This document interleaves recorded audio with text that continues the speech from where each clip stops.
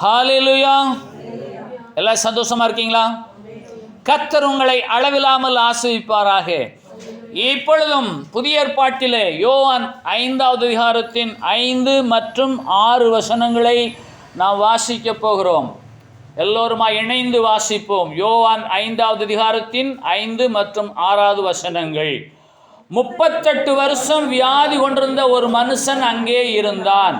படுத்திருந்த அவனை இயேசு கண்டு, அவன் வெகுகாலமாய் வியாதியஸ்தன் என்று அறிந்து அவனை நோக்கி, சொஸ்தமடைய வேண்டுமென்று விரும்புகிறாயா என்று கேட்டார்.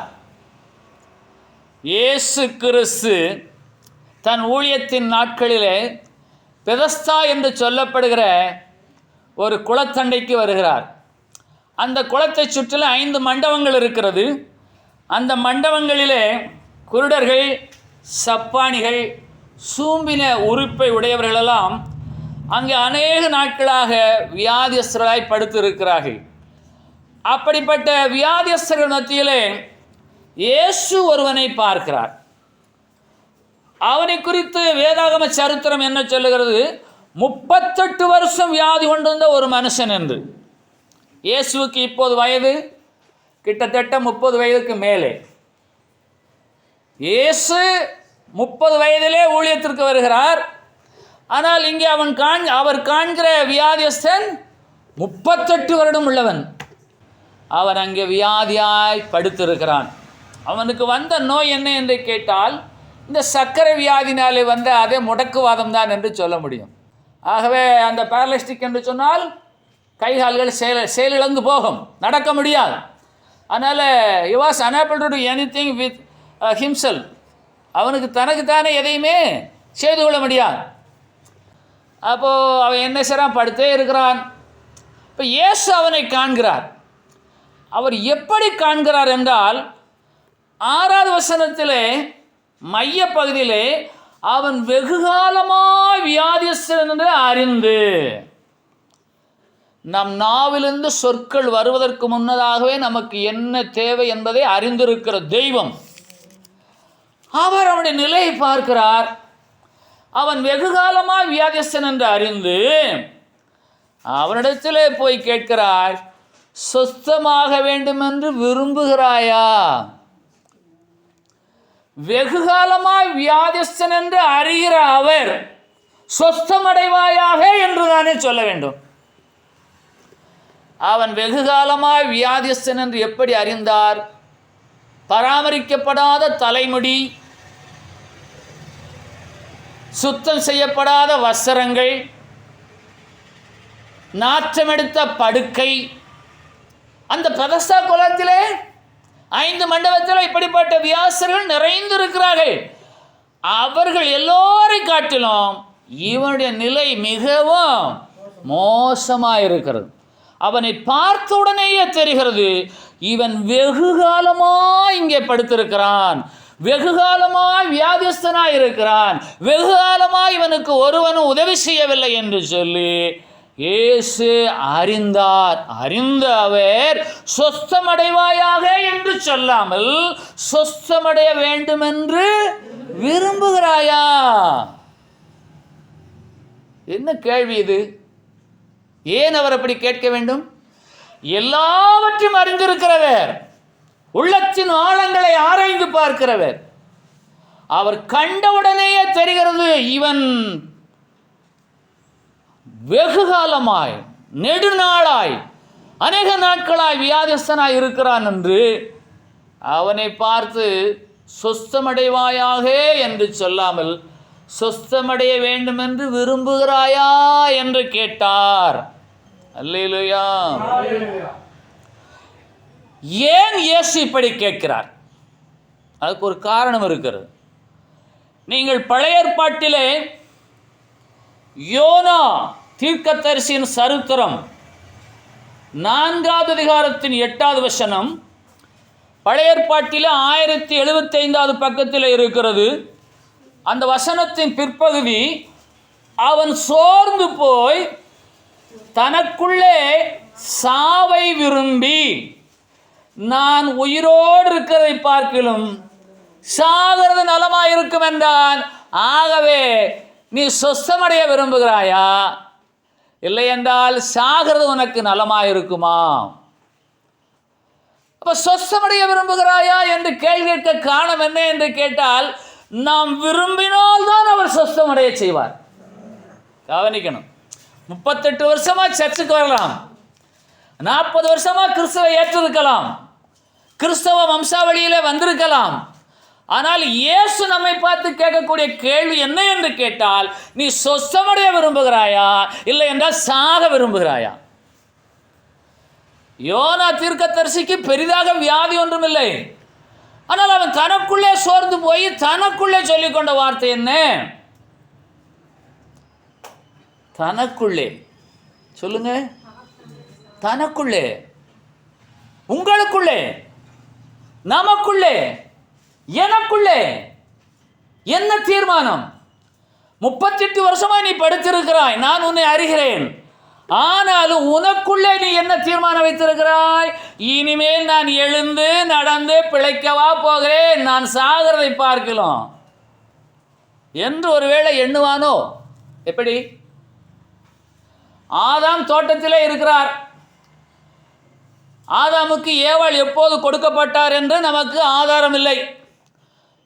இந்த ஆதாம் மிருகங்களோடு பழகி பார்க்கிறார், விலங்குகளோடு பழகி பார்க்கிறார், பறவை போல பறந்து பார்க்கிறார், எதுவுமே நடக்கவில்லை. ஒரு கிளையிலே ஒரு குரங்கு அமர்ந்திருக்கிறது. அந்த குரங்கின் சாயல் இவனுக்கு இருக்கிறது, இவனின் சாயல் குரங்கில் இருக்கிறது. இன்றைக்கும் மனித குரங்குகள் இருக்கிறது. இவன் அந்த மரத்தில் ஏறி அந்த குரங்கின் அருகே அமர்கிறான். அது அந்த கிளையிலிருந்து அடுத்த கிளைக்கு தாவுகிறது. இவனும் அந்த குரங்கை போல தாவலாம் என்று தாவும் போது கீழே விழுந்து விடுகிறான்.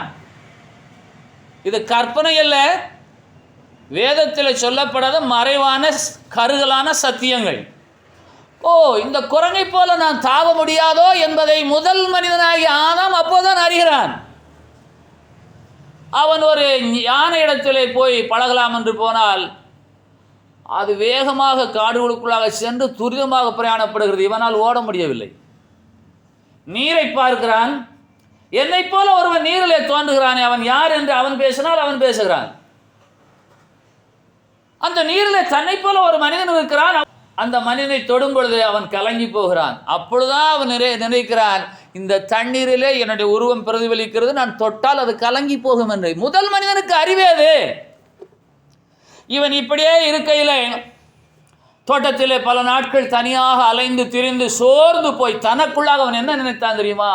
எனக்கு ஏற்ற துணை ஒன்றுமே இங்கே இல்லையே என்று நினைத்த பொழுது அதை அறிந்த ஆண்டவர் அவனுக்கு ஏற்ற துணை உண்டாக்கினார். ஒரு அல்ல சொல்லாமா?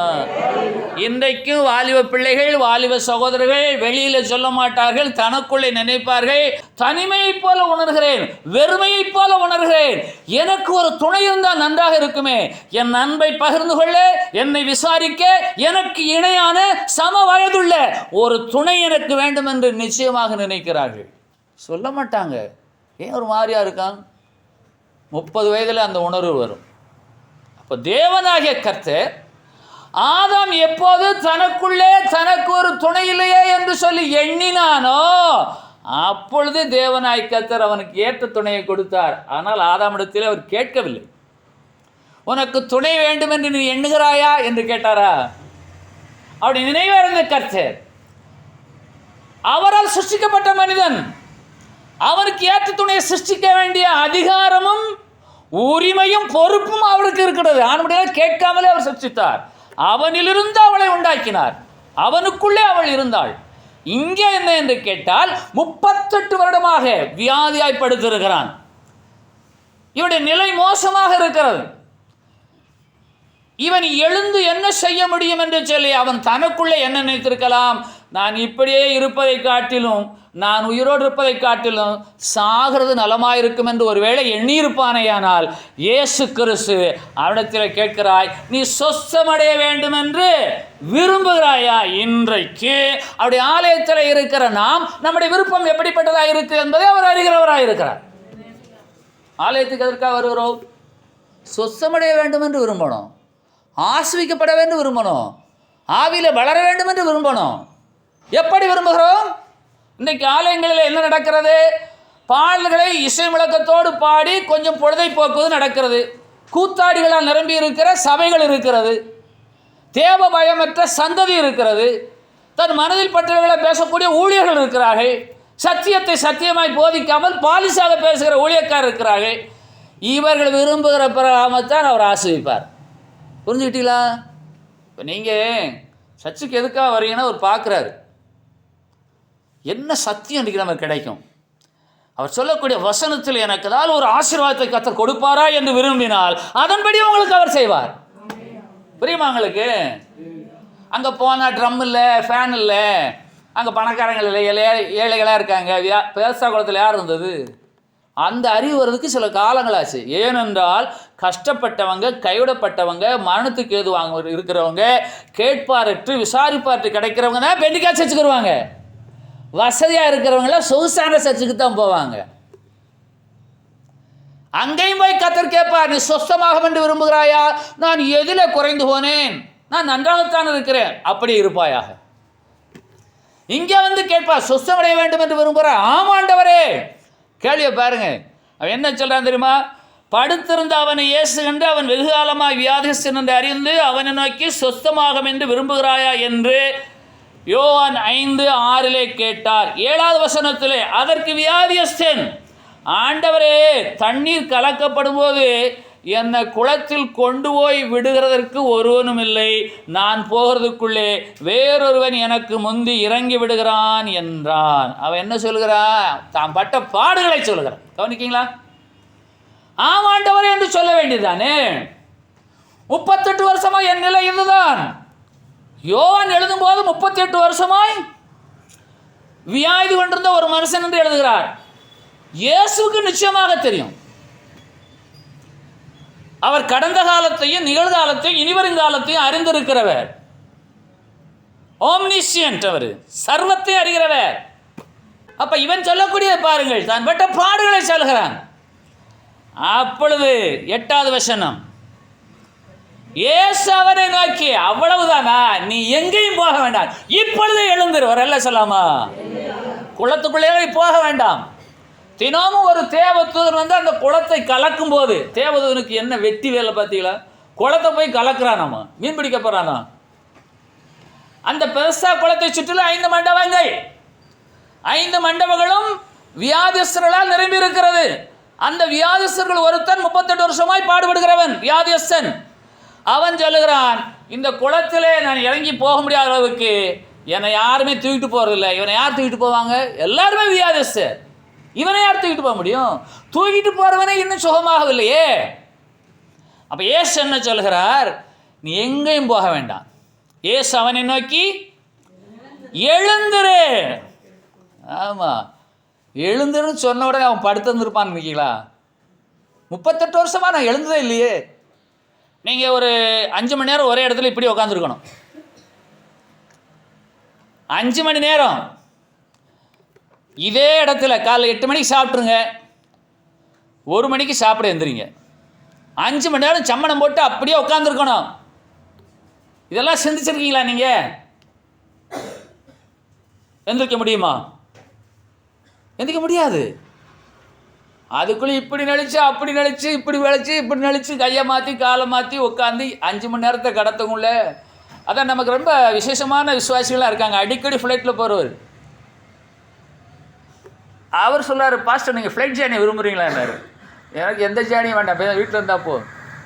அவர் சொல்கிறார், ஃப்ளைட் ஜேர்னி இங்கேருந்து இத்தாலிக்கு போனேன், ஒரே ஃப்ளைட்டில் 8 ஹவர்ஸ் ஜேர்னி, ரொம்ப போர் அடிக்கிறது. அப்போ 38 வருஷமா படுத்த படுக்கையாக இருக்கிறான். அவனை பார்த்து எழுந்திரு என்றார். கையை பிடிச்செல்லாம் தூக்கி விடலை. எழுந்திரு, உன் படுக்கை எடுத்துக்கொண்டு நட. ஏன்னா நீ எழுந்து போயிட்டேன்னா இந்த நாத்தத்தை வேற யாரும் எடுக்க மாட்டாங்க. 38 வருஷமா ஒரே பெட் எப்படி இருக்கும்? பெட் ஷோர்லாம் வந்திருக்குமா? அதனால இயேசு நம்மளை தான் சொல்றாரு, நீ எழுந்திரு. சொஸ்தமடைய வேண்டும் என்று விரும்புகிறாயா? எழுந்திரு. ஆகவே தனக்குள்ளே சாவை விரும்புகிற விசுவாசியா, இல்லை என்றால் எழுந்து பிரகாசிக்கிற விசுவாசியா? 2 விசுவாசி இருக்காங்க. சில விசுவாசி என்ன சொல்லுவாங்கன்னா, சர்ச்சில் போய் கொஞ்ச நேரம் அழுது ஜெபம் பண்ணிட்டு வருவோம், அப்போ பாலும் கர்த்தர் சுகம் தருவார். சிலவர் அப்படி தான் இருக்காங்க, போய் அந்த கல்லில் முட்டி முட்டி அழுகிறது. ஒவ்வொரு சர்ச்சிலையும் என்ன இருக்குது? கல் இருக்குது. அப்படி கல், அதுக்குள்ளே ஒரு சிலை, இவங்க போய் முழங்காலுங்க அழுதுகிட்டே இருக்குது. என்ன நினச்சா, தனக்குள்ளே என்ன நினைக்கிறாங்கன்னு யாருக்கு தெரியும்? தனக்குள்ளே, எனக்குள்ளே, உங்களுக்குள்ளே, நமக்குள்ளே என்ன இருக்கிறது? சாவ விரும்புகிறோமா, இல்லை என்றால் வாழ்வை விரும்புகிறோமா?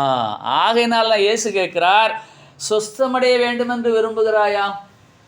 நான் பரிசுத்தமடைய வேண்டும் என்று விரும்புகிறாயா? நான் வேத அறிவை அடைய வேண்டும் என்று விரும்புகிறாயா? நான் ஆசிரிக்கப்பட வேண்டும் என்று விரும்புகிறாயா? யாரெல்லாம் அப்படி விரும்புகிறவர்கள்? எல்லாம் கவனிங்க. உங்களுடைய விருப்பம் அவருக்கு ரொம்ப முக்கியம். உங்கள் விருப்பம் இல்லாமல், உங்கள் அனுமதி இல்லாமல் உங்களுடைய தேவையை அவர் பூர்த்தி செய்யவே மாட்டார். நீங்கள் அவர்கிட்ட சொல்லணும், இயேசுவே நான் என்ன செய்கிறேன்? வாழத்தான் விரும்புகிறேன். அப்போ அவன் சொல்கிற பாடுகளை எல்லாம் அறிந்து அவர், 38 வருஷமாக யாருமே ஹெல்ப் பண்ணலையா, ஆனாலும் இப்படி இருக்கியா? அப்போ எழுந்துரு. 38 வருஷத்தில் ஒரு தடவை கூட அவன் எந்திரிக்கவே இல்லை. பார்த்துக்கிட்டே இருக்கான். ஒவ்வொருத்தனும் சுகமாய் போயிட்டே இருக்காங்க.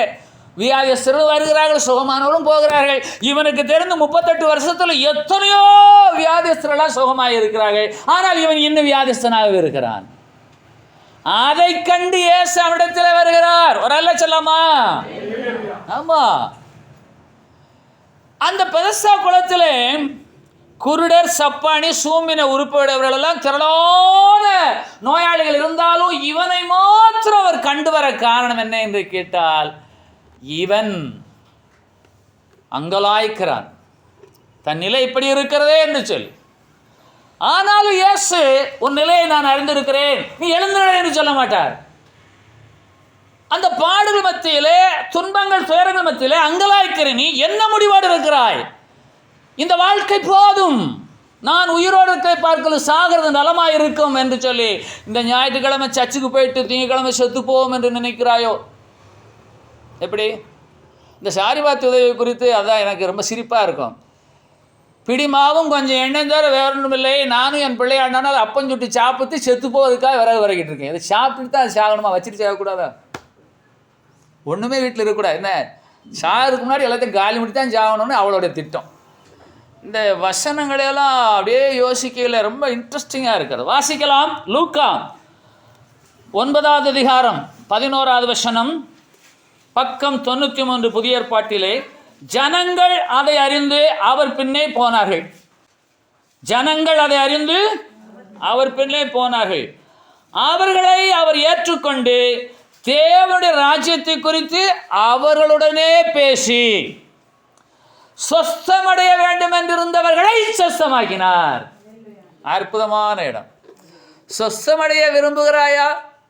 சொஸ்தமடைய வேண்டும் என்று விரும்புகிறாயா? என்று சொஸ்தமடைய வேண்டும் என்று விரும்பினவர்களை சொஸ்தமாக்கினார். நான் வேதத்தை வாசித்த நாட்களில் இந்த வசனத்தை அடிக்கடி நினைப்பேன். சொஸ்தமடைய வேண்டும் என்று விரும்புவர்களை அவர் சொஸ்தப்படுத்தினார். சொல்லுங்க பார்க்கலாம். இப்போ நீங்கள் சொஸ்தமடைய வேண்டும் என்று விரும்பினால் உங்களை சொஸ்தப்படுத்துவார், இல்லை என்றால் கட்டாயப்படுத்த மாட்டார். என்ன ஒரு அற்புதமான வசனம்.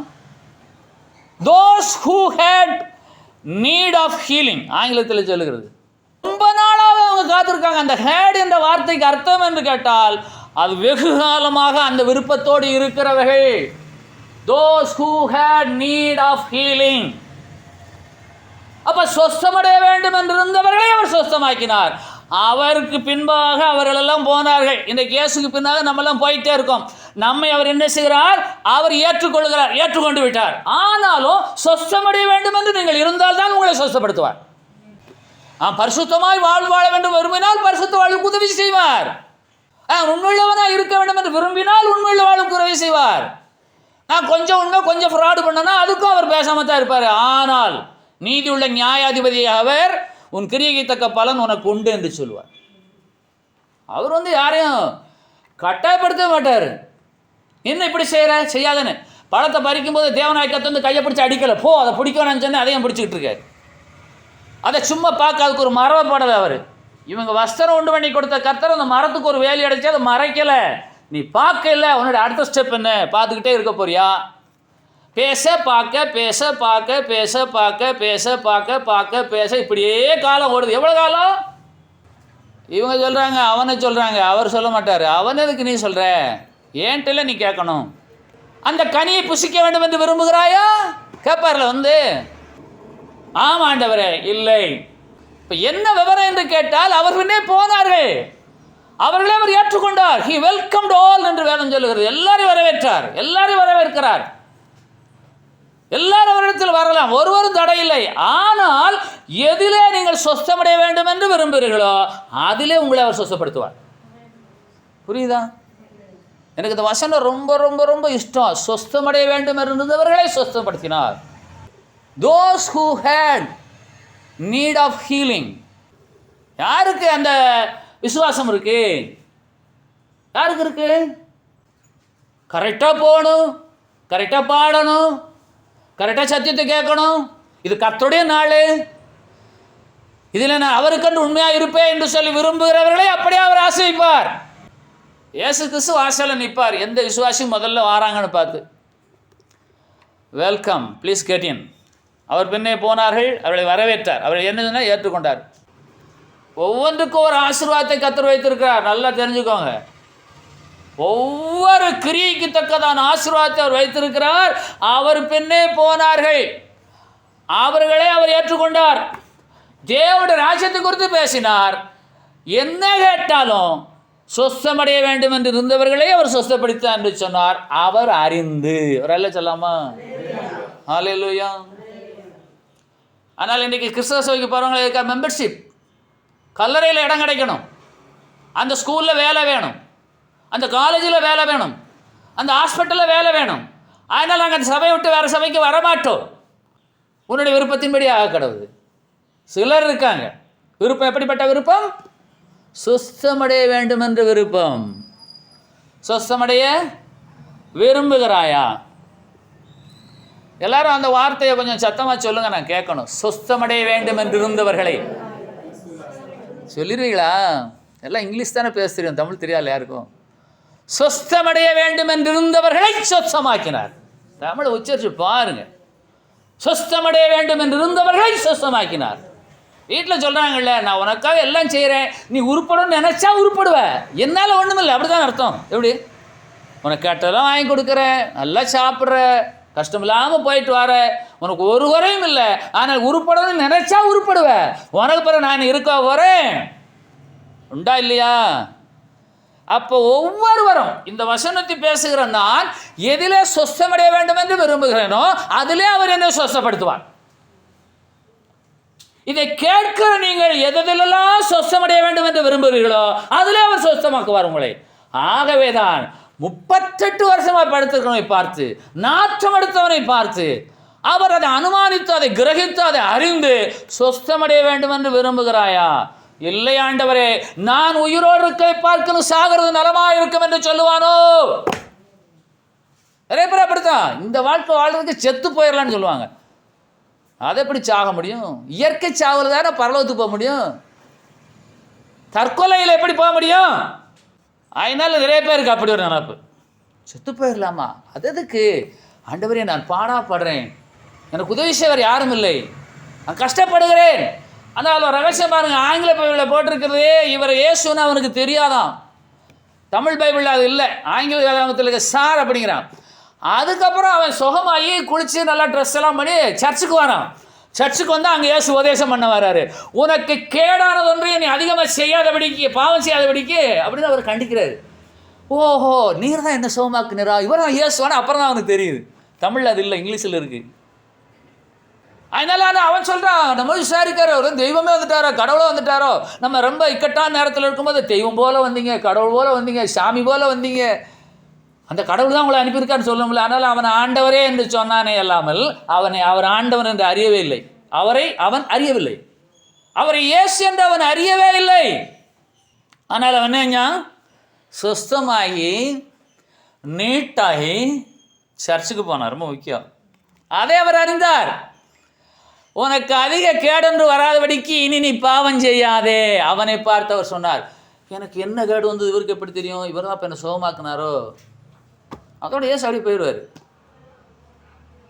சங்கீதத்தில் ஒரு அற்புதமான வசனம் இருக்குது. சங்கீதம் 109:17, பக்கம் 741.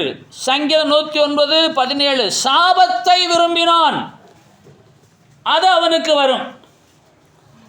அவன் ஆசீர்வாதத்தை விரும்பாமல் போனான், அது அவனுக்கு.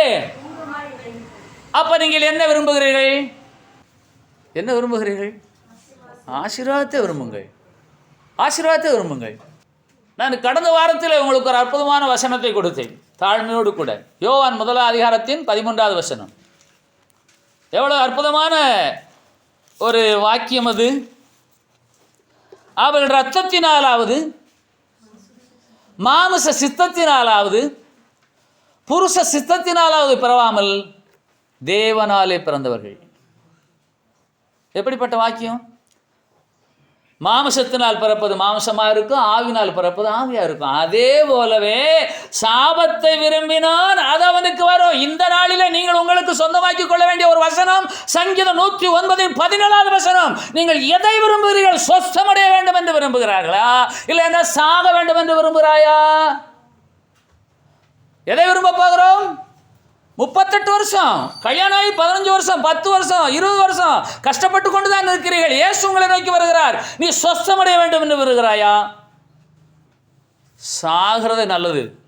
நான் உயிரோடு இருக்கிறதை பார்க்கலும் சாகிறது எனக்கு நலமாக இருக்கும். அவன் தனக்குள்ளே, ரொம்ப முக்கியம், யோனா தனக்குள்ளே சாவை விரும்பி நான் உயிரோடு இருக்கிறதை பார்க்கலும் சாகிறது எனக்கு நலமாக இருக்கும். நல்லா கவனிங்க. யாரும் இல்லாத நேரத்தில் நீங்கள் உங்களோடு பேசுவீங்க. அது மெண்டல் கிடையாது, இருக்கா, பைத்தியம் அல்ல. எல்லாரும் தூங்கிடுவாங்க. உங்களுடைய ஒரி, அதான் ஒரு ஐயா எழுதியிருந்தார், பரி யுவர் ஒரி. பரினா என்ன? பரினா அடக்கம். பரி யுவர் ஒரி. நைட்டில் எல்லாரும் தூங்கிறாங்க, இவருக்கு தூக்கம் வர மாட்டேங்குது. தனக்குள்ளே இவர் பேசுகிறார், நான் உயிரோடு இருக்கிறதை பார்க்கிலும் சாகிறது நலமாக இருக்கும். அப்போ இயேசு வருகிறார், தனக்குள்ளே சாவை விரும்புகிற இவனை பார்த்து கேட்கிறார், நீ சொஸ்தமடைய வேண்டும் என்று விரும்புகிறாயா? அவன் சாபத்தை விரும்பினான், அது அவனுக்கு வரும். அவன் ஆசீர்வாதத்தை விரும்பாமல் போனான், அது அவனுக்கு ரொம்ப முக்கியம். தூரமாய் விலகி போகும். அப்படி போயிடும். அங்கேருந்து பார்ப்பான், ஓ ஆசீர்வாதம் போகுது. ஆசீர்வாதங்கிற நபர் இல்லை, ஆசீர்வாதமான வாழ்வு வாழ்கிறவர்களெல்லாம் போவாங்க. புரியுதா உங்களுக்கு? இதெல்லாம் எனக்கு சின்ன வயசுலேருந்து இதில் எல்லாம் ஒரு நம்பிக்கை. நம்ம வாட்டுக்கு நம்ம வேலையை செஞ்சுட்டே இருப்போம். இயேசு கிறிஸ்து ஒரு நாளுக்கு வருவார். சொஸ்தமடைய விரும்புகிறாயா? ஆமாண்டவரே, நான் இங்கே ஒத்தையிலேருந்து இவ்வளோ நாளாக கத்திக்கிட்டே இருக்கேன். இன்னைக்கு காலைல கூட எனக்கு அந்த நினைப்பு வந்துச்சு. எனக்கு 5 ஏக்கர் இடம் வேணும், பெரிய சர்ச்சு வேணும், எல்லாருக்கும் இலவச சாப்பாடு, ஊழியம், அது இதெல்லாம் செய்கிறாங்க. செய்ய வேண்டியது ஒன்று உண்டு என்று சொன்னால் 38 வருஷமாய் படுத்தபடுக்கிய அநேக முதியவர்கள் வீடுகளிலே இருக்கிறார்கள். அவர்களை கொண்டு வந்து சுகமாக்கி அவர்களை கிறிஸ்துவுக்குள்ளாக ரட்சிப்பில் நடத்த வேணும். யாரும் செய்கிறாங்களா? கிடையாது, கிடையவே கிடையாது. கல்வி சாலைகளை கட்டி கட்டுக்கட்டாக பணத்தை சேர்க்கிறார்கள். இன்னைக்கு 38 வருஷமாக என் நிலைமை என்னன்னு கர்த்தருக்கு தெரியும். ஆனால் நான் எனக்குள்ளே சோர்வை விரும்பி சோர்ந்து போய் ஏன் எனக்குள்ளே எப்படி இருக்கும்? உலகத்திலே பெரிய போஸ்ட்டு பாஸ்டர் போஸ்ட்டு. உண்மையான பாஸ்டர் சொல்கிறேன். பாஸ்டர் ஆக்கிக்கிறவங்க இருக்காங்க, பாஸ்டர் ஆக்கப்பட்டவங்க இருக்காங்க. பாஸ்டர் ஆக்கப்பட்டவங்க எப்போவுமே கீழே தான் இருப்பாங்க, பாஸ்டர் ஆக்கிக்கிறவங்க மேலேயே போவாங்க. இந்த உலகத்தின் அதிபதியை பின்பற்றுகிறவர்கள். ஒரு இமைப்பொழுதுலாம் ஒரு நாள்லாம் இந்த அறிவு வந்துடாது. இப்போ போன வாரம் கூட பாஸ்டர் மாட்ட சொன்னேன், நாம் அழைப்போடு வந்த ஊழியக்காரர்கள், ஆனால் நமக்கு இவ்வளோ பேர் ஆசீர்வாதம். இன்னும் சொந்த சபை இல்லாத, விசுவாச பிள்ளைகள் இல்லாத, வீடு இல்லாத, ஆலயம் இல்லாத, தங்கள் பெயரை கெடுத்துக்கொண்ட ஊழியர் எத்தனை பேர்? கேள்வியை கேட்டு பார்க்கலாமா? எனக்கு பாடுகள் இல்லையா? தேவைகள் இல்லையா? நான் எனக்குள்ள என்ன விரும்புகிறேன்? நான் சொஸ்தமடைய வேண்டும் என்றிருந்தால் அவர் என்னை சொஸ்தப்படுத்துவார். நான் ஆசீர்வாதத்தை விரும்பினால் அது எனக்கு வரும். சாபத்தை விரும்பினால் அவன் சாபத்தை விரும்பினான், அது அவனுக்கு வரும். அவன் ஆசீர்வாதத்தை விரும்பாமல் போனான். 2 ஸ்டெப்பு. ஒன்று கவனிங்க, அவன் சாபத்தை விரும்பினான், அது அவனுக்கு வரும். அவன் ஆசீர்வாதத்தை விரும்பாமல் போனான். சாபத்தை விரும்பினாலே ஆசீர்வாதத்தை விரும்பவில்லை என்றுதானே அர்த்தம்? 2 ஒன்று தானே. அப்புறம் அவர் அதை வலியுறுத்தி சொல்கிறார் ஆவியான கடவுள். அவன் சாபத்தை விரும்பினான், ஆசீர்வாதத்தை விரும்பாமலே போனான் என்று அர்த்தம். ஆசீர்வாதத்தை பற்றி கொஞ்சம் கூட கவலை இல்லை அவனுக்கு. இப்படி சில விசுவாசி இருக்காங்க. இன்றைக்கி என்ன ஆசீர்வாதம்? நான் விசுவாசியாக இருக்கையில் நல்ல சத்தியம்தான் எனக்கு ஆசீர்வாதம். இப்போவுமே மெட்ராஸில் ஒரு விசுவாசி இருக்கார். போன வாரம் அவருக்கு ஃபோன் பண்ணி கேட்டேன், என்ன கண்டென்ட் உங்களுக்கு இன்றைக்கி கிடச்சிது அப்படின்னு. No content. சர்ச்சில் ஏதோ பிரச்சனையா, அந்த பிரச்சனையே பேசி பேசி எங்களை அனுப்பிட்டார். பாவம், சாபம். இன்றைக்கு வருகிற விசுவாசி அடுத்த வாரம் வருவாங்களா? இன்றைக்கு வருகிற ஒரு ஆடு, இந்த மந்தைக்கு வருகிற ஆடு அடுத்த வாரம் வருமா? இந்த வாரம் அதுக்கு கொடுக்க வேண்டிய ஆகாரத்தை, சத்தான ஆகாரத்தை கொடுக்கவில்லை என்று சொன்னால் நான் சாபத்தை விரும்புகிறவன். நான் ஆசீர்வாதத்தை விரும்ப வேண்டுமானால் உங்களுக்கு ஆசீர்வாதமான ஆகாரத்தை கொடுக்க வேணும். இயேசு கிறிஸ்து சொஸ்தமடைய வேண்டும் என்று விரும்புகிறாயா என்று கேள்வி வைக்க காரணம், அவன் ஒருவேளை சாவை விரும்புகிறானோ, சாபத்தை விரும்புகிறானோ, ஆசீர்வாதத்தை விரும்பாமல் போவானோ, ஆசீர்வாதம் வேண்டாம் என்று விலகி போவானோ, இத்தனை கேள்விகள் அதில் இருக்கிறது. இன்னைக்கு உங்கள் பிள்ளைய பார்த்து கல்யாணம் பண்ணிக்கிறியா அப்படின்னு கேட்டால் என்ன சொல்லும்? கல்யாணம் வேண்டான்னு சொல்லாது. எதுக்கு அடுத்த வருஷம்? அதில் பார்த்தீங்களா, இன்னும் கொஞ்சம் நாள் போகட்டும், நான் கொஞ்சம் படிச்சுக்கிறேன், கல்யாணம் வேண்டான்னு யாரும் சொல்லுவாங்களே? அது ஹார்மோன் சேஞ்சஸ் தெரியுமா உங்களுக்கு? 18 வரைக்கும், 19 வரைக்கும், 20 வந்த உடனே அவன் வாடி அப்படின்ட்டு போயிடுவாங்க. கர்த்தர் அப்படி தான் வச்சுருக்காரு. லாங்குவேஜ்லாம் கர்த்தர் இருக்கார். அதெல்லாம் நான் யோசிச்சிருக்கேன்.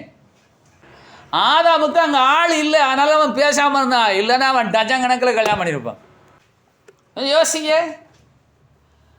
ஆதாமே கல்யாணம் பண்ண வேண்டும் என்று விரும்புகிறாயா? ஆமாம் ஆண்டவரே, கல்யாணம் என்றால் என்ன? யாரோ யோசிச்சிருக்கீங்களா? ஆதாமுக்கு ஏற்ற துணையை கொடுத்த உடனே நான் ஒரு பைபிள்னு ஒரு ஆங்கில படம் பார்த்தேன். அந்த ஆங்கில படத்தில் நம்முடைய எதிரி வாரான்னு சொல்லி அவன் அப்படியே விலை போவான்.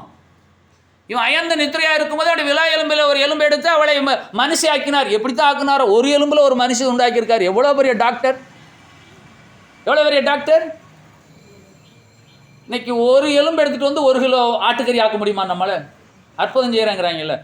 ஒரே ஒரு எலும்பு வாங்கிட்டு வந்து 1 கிலோ ஆட்டுக்கறி ஆக்கணும். இவர் என்ன செஞ்சார்? அவன் எலும்புலேயே ஒரு எலும்பு எடுத்து அவன் சேசிலே ஒரு லேடி உருவாக்கிட்டார். உருவாக்கின உடனே இவன் கண் விழிச்சு பார்க்க, இவன் அவனுக்கு முன்னாடி நிற்கா, ஐயோ பேய் நிற்கின்னு சொல்லி அப்படியே முழிக்கான். அதை அவங்க நல்லா காட்டியிருக்காங்க. இன்ட்ரெஸ்டிங்காக இருக்கா? எத்தனை பிள்ளையை பார்த்து ஒரு மனைவியை கட்டுறோம். பாஸ்டர்மாவை கல்யாணம் பண்ணி கர்த்தர் தான் பேசினார். அவர் இப்போ அமெரிக்காவிலேருந்து பேசினார். ஐ hurt about you are good, you are doing good, நான் ரொம்ப பெஸ்ட்டாக கேள்விப்பட்டேன், உங்களை சந்தோஷம்னாரு. எல்லாம் சரி தான், ஸ்பான்சர்ஷிப் வந்து எதுவும் பண்ணி கொடுங்கன்னு கேட்டேன். கேட்கலாமா கேட்கக்கூடாதா? அப்போ அவர் கேட்காரு, நீங்கள் நல்லா சரிங்க கேள்விப்பட்டேன், உங்களுக்கு ஒரு சந்தோஷம், நல்ல வேலை, நல்லா ராணி நல்லா பார்த்துக்குறீங்க, குடும்பம் நல்லா இருக்குது, நல்லா சரின்னு சொல்லி கேட்டார். அவர் சொல்லிட்டாரு, அமெரிக்கன்ஸ் இப்போ எல்லாருக்குமே ஸ்பான்சர்ஷிப் செய்கிறதில்ல, யாரும் ஹெல்ப் பண்ணுறதில்ல, ஆப்பிரிக்காவில் தான் அதிகமாக கான்சன்ட்ரேட் பண்ணுறாங்க, இந்தியன்ஸுக்காக வெறுக்கிறாங்க, த ஹேட் இந்தியன். உண்மையாக பேசுகிறேன், புரியுமா? அப்போ ஆதாம்கிட்ட போய் கல்யாணம் பண்ணிக்கிறியா அப்படின்னு கேட்டாரா? அவன் ஆசீர்வாதத்தை விரும்பினான். நல்லா கவனிங்க, என்ன செஞ்சான்? தனக்குள்ளே என்ன நினைச்சான்? ஆசீர்வாதத்தை விரும்பினான். நீங்கள் உங்களுக்குள்ள ஆசீர்வாதத்தை விரும்பினால் அது உங்களை தேடி வரும். நல்லா சொல்லாமா? எந்த சூழ்நிலையிலும் ஃபெயில் ஆகிட்டான்னு சொல்லி ஒரு பையன் தற்கொலை பண்ணிக்கிட்டான். இல்லை ஃபெயில் ஆனால் என்னடா, அடுத்த வருஷம் எழுதி பாஸ் ஆகிக்கலாம். அதுலேயும் ஃபெயில் ஆகிட்டா என்னடா, ஆட்டோ ஓட்டி பொழைச்சிக்கலாம். அதுலேயும் ஃபெயில் ஆகிட்டா என்னடா, பெயிண்ட் அடித்து பொழைச்சிக்கலாம். அதுலேயும் ஃபெயில் ஆகிட்டா பேப்பர் பொழைச்சி. இப்படி யாராலும் நினைக்காங்களா? ஸ்ட்ரெயிட்டாக மேலே வரணும், 110வது மாடி போய் தங்கணும். அங்கே தான் டேஞ்சர் இருக்குன்னு யார் நினைக்காங்களா? கர்த்தர் எனக்கு கொடுத்த கைகால்கள் திறனாக இருக்குது, கண் பார்வை நல்லா இருக்குது, உடல் ஆரோக்கியமாக இருக்குது, மனம் தைரியமாக இருக்குது, என்னால் வேலை செய்ய முடியும், இதுதான் எனக்கு ஆசீர்வாதம். இயேசு வருவார். நீ என்னை ஏற்றுக்கொண்ட நாளிலிருந்து படுத்த படுக்கையாக இருக்கிறாய், வேதனைப்படுகிறாய். இந்த சூழ்நிலையும் நீ சாபத்தை விரும்புகிறாயா, ஆசீர்வாதத்தை விரும்புகிறாயா, சொஸ்தமடைய வேண்டும் என்று விரும்புகிறாயா? இதனுடைய கண்டென்ட் என்ன என்று கேட்டால், நீங்கள் எந்த நிலையில் இருந்தாலும் நான் சொஸ்தமடைய விரும்புகிறேன், ஆண்டவரே என்னை ஆசீர்வதியும் என்று சொல்லுங்கள். என்ன பேச மாட்டீங்க ஒருத்தரும்? எப்படி வசனம் பார்த்தீங்களா?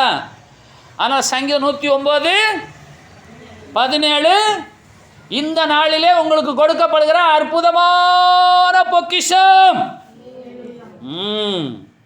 ரோமர் 7வது அதிகாரம் 20வது வசனம், புதிய ஏற்பாட்டில் 215வது பக்கம். அந்தப்படி நான் விரும்பாததை நான் செய்தால் நான் அல்ல, எனக்குள்ளே வாசமாயிருக்கிற பாவமே அப்படி செய்கிறது. நீங்கள் எதை விரும்ப வேண்டும்? ஆசீர்வாதத்தை விரும்ப வேணும். ஆனால் செய்யறதுல என்ன? சாவுக்கு எதுவான வேலைகள், மரணத்துக்கு எதுவான வேலைகள். அப்போ வசனம் என்ன சொல்லுகிறது? அந்தப்படி நான் விரும்பாததை நான் செய்தால் நான் அல்ல, எனக்குள்ளே, தனக்குள்ளே, உங்களுக்குள்ளே, நமக்குள்ளே வாசமாயிருக்கிற பாவமே எப்படி செய்கிறது. கிறிஸ்தவ பிள்ளைங்க தான். விரும்பாத எப்படி செய்கிறோம்? வாயினால. புரியுமா உங்களுக்கு? வாயினால விரும்பாதெல்லாம் பேசுது. நான் சொல்கிறேன் கேளுங்க, நீங்கள் அமைதியாக இருந்துட்டாலே போதும், ஆசீர்வாதம் தன்னால் வந்துடும். ஒரு ஆள் யார் ஒருத்தங்க தான் அல்ல சொன்னீங்க, எல்லா ஆசீர்வாதமும் உங்களுக்கு தான் இன்றைக்கி. நீங்கள் அமைதியாக இருங்க, அதுக்கு வசனம் இருக்குது, அது சொல்கிறேன்.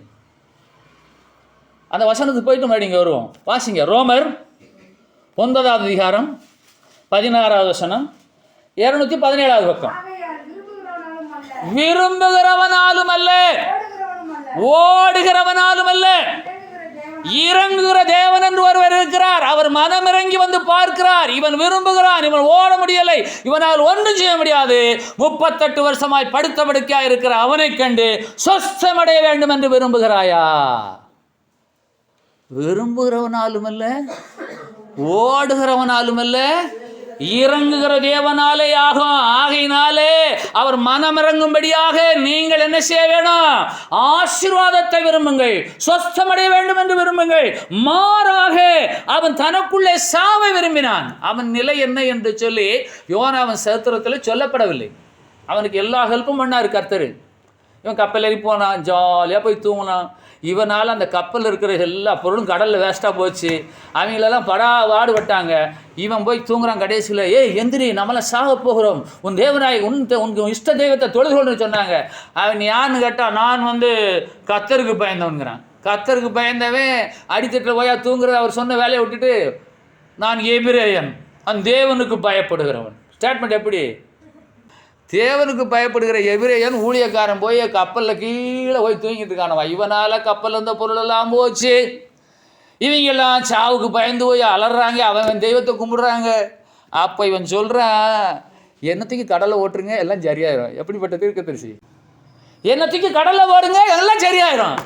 இத்தனை வரைக்கும் பிரச்சனை காரணம் இவன் தான். ஆனால் இவன் ரொம்ப கேஷுவலாக சொல்கிறான். அப்போ கப்பல்லேருந்து கடலை தூக்கி போட்டாச்சு, கடலை விழுந்துட்டான். அவங்களுக்கு இவன் என்ன, ஆனால் அவனுக்கு என்ன கவலை? அது உண்பாடு, எங்களுக்கு என்ன? What is that to us? யாரை பார்த்து சொன்னாங்க? வேதபாரர்களும் பரிசேயர்களும் சனகரின் சங்கத்தாரும் யூதாஸை பார்த்து சொன்னாங்க, எங்களுக்கு என்ன? ரொம்ப அற்புதமான வாக்கியம், வாட்ஸ் தட் டு அஸ். நான் போன வாரமும் கேட்டேன், இங்கிலீஷ் லிட்ரேச்சர் படிக்கிறவங்க எங்களுக்கு என்ன அப்படின்னு சொன்னால் அது எப்படி கம்போஸ் பண்ணுவீங்க? அந்த sentence forming is in Bible. அப்போ எங்களுக்கு என்ன என்று சொல்லி அவங்கள விட்டு தான் கடலை அமைதியாயிருச்சு. இவன் விழுந்த உடனே எல்லாம் சரியாச்சு. இவன் என்ன நம்பிக்கையில் சொல்கிறான்னா, எங்கே போனாலும் கர்த்தர் என்னை சாக விட மாட்டார்னு சொல்லி அதே மாதிரி மீனுக்குள்ளே உட்காந்துட்டான் டக்குன்னு. சரியா? மீனுக்குள்ளே போனால் ஒரே இருட்டாக இருக்குது. இவன் ஞான கண்களினாலே பார்க்குறான். யோசிச்சு பார்க்கீங்களா? அவ்வளோ பெரிய மீன் உள்ளே போய் உட்கார்ந்து அவன் சொல்கிற, மாயை பின்பற்றுகிறவர்கள் தங்களுக்கு வரும் கிருபையை போக்கடிக்கிறார்கள் என்று சொல்லி கர்த்தரை நோக்கி விண்ணப்பம் பண்ணினான். மீன் நினிவேக்கு நேராக அவனை கக்கி போட்டது, நினிவேப்பட்டது. அப்போ மீனுக்கு அறிவு எப்படி, இவனுக்கு அறிவு எப்படி? தேவனாய் கர்த்தர் எந்த மீன் நம்ம சொன்னோடியாக்குன்னு சொல்லி எதை அறிந்தார்? எல்லாவற்றையும் அறிந்திருக்கிற தேவன் ஆசீர்வாதத்தை விரும்புகிறவர் யார், சாபத்தை விரும்புகிறவர் யார் என்று சொல்லி உங்களையும் என்னையும் அறிந்திருக்கிறார். யாருக்கால் குத்துதா? பேச மாட்டேங்க. நீங்கள் ஆசீர்வாதத்தை விரும்புகிறவனும் அல்ல, ஓடுகிறவனாலும் அல்ல, இறங்குகிற தேவனாலே யாகம் என்று சொன்னால் அவருடைய இரக்கத்துக்காக தாவீதின் குமாரரே எனக்கு இறங்கும், நான் என்ன செய்ய வேண்டும் என்று இருக்கிறாய், நான் பார்வையிட வேண்டும். அவன் நேரடி அடிக்கிறான். இவன் என்ன சொல்றான், நான் 38 வருஷமா அந்த குளத்துல தான் படுத்திருக்கேன், தேவை வந்து கலக்குமா, எல்லாரும் போய் சுகமாயிருவாங்க, என்ன ஒருத்தன் தூக்கிட்டு போக மாட்டாங்க, நான் இப்படியே தான் இருக்கேன்னு சொன்னேன். எழுந்துருன், படுக்க எடுத்துக்கொண்டு நட. ஆனால் அவன் என்ன, தாவீதின் குமாரன் எனக்கு இறங்கும். எல்லாரும் அதட்டினார்கள். இறையாதே, அமைதலாரு, சத்தமிடாதே. அவன் எவ்வளவுக்கு எவ்வளவாய் அதட்டினார்களோ அவ்வளவுக்கு எவ்வளவாய் விசுவாசத்தோடு நம்பிக்கையோடு சொஸ்தமடைய வேண்டும், ஆசீர்வாதத்தை பெற வேண்டும் என்று சொல்லி இன்னும் அதிகமாய் சத்தமிட்டான். இயேசு நின்று என்று வேதம் சொல்லுகிறது. இயேசுவையை பிடித்து நிறுத்தக்கூடிய ஜெபம் விசுவாசம். சும்மா ஊன்னு கத்துறாங்க, லைட்டை போடுறது, புகையை போடுறது, கலர் கலராக காட்டுறது. அந்த காலத்தில் நியூ பாரத் சர்க்கஸ்னு வரும் எங்கள் ஊரில். அப்படியே லைட் இப்படி போகும் இப்படி போகும். அட படுவாய்ப்பைகளா, இப்படியாடா சர்ச்சைக்கு எடுக்குங்க. எனக்கெல்லாம் அவ்வளோ வருத்தம். எனக்கு வயசு என்னாச்சு, என் அனுபவம் என்னாச்சு, எப்போ இருந்து கிறிஸ்துக்குள்ளே இருக்கேன், நானா சர்ச்சுக்குள்ளே வந்தேனா, நானா ஊழியத்துக்கு ஓடி வந்தேனா, அதனால பேசுவேன். நீங்கள் ஆசீர்வாதத்தை விரும்புகிறீர்களோ சாபத்தை விரும்புகிறீர்களோ? இவன் ஆசீர்வாதத்தை விரும்புகிறவன். தூக்கி கடலில் போட்டாங்க, காப்பாற்றியாச்சு, போய் சுவிசேஷமும் சொல்லியாச்சு. ஆனால் இவனுக்கு என்னென்னா, நீர் அவங்களை கொல்லுவேன்னு சொன்னிடல, நீர் கொன்னாதான் நான் அவன் நம்புவேன். இவன் போய் ஊருக்கு வெளியே உட்காந்துருக்கான். உடனே அவனுக்கு நிழல் இல்லையான்னு வருத்தம். ஒரே நாள் ஒரு ஆமணக்கு செடி பெருசா, அந்த இலைகளை இவ்வளோ பெரிய இலைகள், கொட்டை மாதிரி இலை, அதுக்கெல்லாம் ஜாலியாக உட்காந்துருக்காரு. நினைவே அழியும், மக்கள் அலறுவான், ஓடி வருவான், எல்லா பேரும் போடுங்கடா உள்ள, அந்த வரட்டு. இவன் என்ன, இல்லை வராத போ, உள்ளே போ, எல்லாம் ஓடி வருவாங்க. நினைவுக்குள்ளேருந்து வருவான், ஒரு வேளை வெளியேறக்கூட. ஆண்டவன் சொன்னால கேட்கல. எல்லாம் அவன் பார்த்தா நல்ல மனுஷங்க. அவன் தான் ஆடு மாடு மிருகஜீவன் குழந்தைகள் வயசானவன் பெரியவன் ராஜா எல்லாம் மனம் திரும்பிட்ட உடனே தாம் செய்ய நினைத்த தீங்கு செய்யாதபடிக்கு அவர் மனம் திரும்பினது. மனமார்ந்த கர்த்தர். இப்போ இவனுக்கு என்னடானா, நீர் என்ன என்னை அனுப்பிட்டு, அதுதான் நான் முதல்ல சொன்னேன். நான் நினைவுக்கு போய் தர்சிஸுக்கு போனேன். ஏன்னா நீர் இந்த பாடுபடுத்தலாமா, ஒரு ஜாக்கான ஒரு ப்ராப்பர்ட்டி, நம்ம ஜாலியான இயேசுவோட கர்த்தரோட முகமாக பேசுகிறான் பாட்டுக்கு. நான் அங்கேயே சொன்னேன், அதுதான் கப்பல் மாதிரி போனேன். நீர் என்னை பாடப்படுத்தி இப்போ கொல்லாமல் விட்டுக்கிட்டு இருக்கிறேன். சரி, நீ பாடுபடாத ஆமனுக்கும் செடிக்கா சாகிறது நலமாக இருக்குன்னு சொல்கிறேன். என்ன அப்போ அந்த ஜனங்களாம் எத்தனை பேர், அவங்களுக்கு ஒன்றும் பாவமரியாத ஜனங்கள்யா, தெரியாதனமாக செஞ்சுட்டாங்க. இப்போ மனம் திரும்பிட்டாங்க. இனிமேல் அங்கே ஒரு சர்ச்சை ஆரம்பிச்சிருவோம், பாஸ்டரை போட்டுருவோம், இனிமேல் சத்தியத்தில் நடத்திடுவோம். நீயே ஊழியக்காரனாக இருக்க விட்டுட்டு நீ சாக போகிறேன்னு சொல்கிறியே. அப்போ நினைவே அழியாமல் தப்பிச்சோன்னு சொன்னா, ஓ நான் சொன்ன சுவிசேஷத்தினால 1,16,000 ஜனங்கள் ரசிக்கப்பட்டாங்களா, நான் தான் பெரிய பாஸ்டர் இந்த ஊரில், பெரிய சர்ச்சை கட்டுவேன். இயேசுவே நீரை வந்து சர்ச்சை ரிப்பன் வெட்டி திறக்கணும், பிதாவே நீரே வாருன்னு சொல்லாமல் அவங்களாம் சாகலையா. நிறைய பேருக்கு அப்படித்தான். கூட பிறந்தவ இவெல்லாம் சாகிறத நான் பார்க்கணும், அவ இருப்பா, இவ செத்து போவா. இப்படி ஆசை பாருங்க. அதான் சாபத்தை விரும்பினான். அவன் ஆசீர்வாதத்தை விரும்பாமல் போனான். அந்த ஆசீர்வாதம் அவனை விட்டு தூரமாக விலகி போயிற்று. ஆயினாலே வசனம் சொல்லுவதை கவனியுங்கள். நான் விரும்பினாலும் நான் ஓடினாலும் 38 வருஷம் பாடுபட வேண்டும்னா பாடுபட்டுத்தான் ஆகணும். ஓர் நாளிலே தேவனாய் கர்த்தர் இரக்கம் பாராட்டுவார். அன்றைக்கும் கூட அவர் உங்களை வந்து கேட்பார், நீ சொஸ்தமடைய வேண்டும் என்று விரும்புகிறாயா, நீ ஆசீர்வதிக்கப்பட வேண்டும் என்று விரும்புகிறாயா, நீ நித்திய ஜீவனை விரும்புகிறாயா என்று நீங்க நேரடியாக சொல்லிடுங்க. நான் பார்வையிட வேண்டும், நான் ஆசீர்வதிக்கப்பட வேண்டும், நான் சொஸ்தமடைய வேண்டும். எத்தனை பேர் சொல்ல போகிறோம்? நீங்கள் என்ன வார்த்தை சொல்லுங்களோ அதன்படியே கர்த்தர் உங்களுக்கு செய்வார். ஏன் என்று கேட்டால் அந்தப்படி மறுபடியும் ரோமர் 7:20 வாங்க, நான் விரும்பாததை நான் செய்தால், நீங்கள் பேசுறது உங்களுக்கே பிடிக்காது. எப்படி நான் விரும்பாததை நான் செய்தால் என்று சொன்னால், நான் பேசுறது எனக்கே பிடிக்காத, நான் பேசிக்கிட்டே இருப்பேன். அது எப்படி? அது எனக்குள்ளே இருக்கிற பாவமே எப்படி செய்கிறது. நான் எதை விரும்ப வேணும்? சொஸ்தமடைய வேண்டும் என்று விரும்ப வேணும், ஆசீர்வாதம் அடைய வேண்டும் என்று விரும்ப வேணும், ஜீவனை விரும்ப வேணும். ஆனபடியினாலே இன்றைக்கு உங்களுக்குள்ளே, எனக்குள்ளே, நமக்குள்ளே, தனக்குள்ளே, அவருக்குள்ளே இருக்கிற நாம், அவருக்குள்ளே எப்படி இருக்கும்?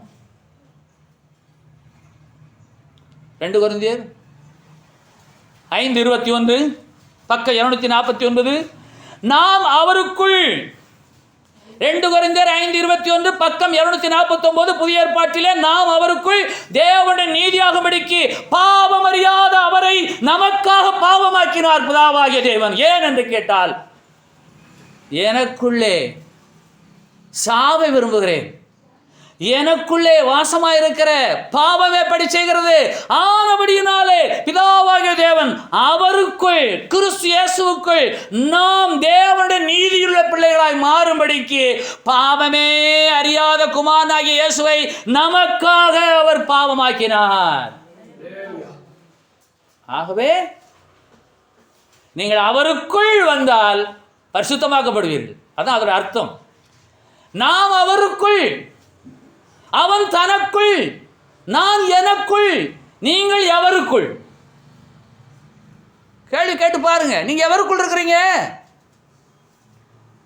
ஆகவே நாம் அவருக்குள் தேவனுடைய நீதியாகும்படிக்கு பாவம் அறியாத அவரை பாவமாக்கினார் பிதாவாகிய தேவன்.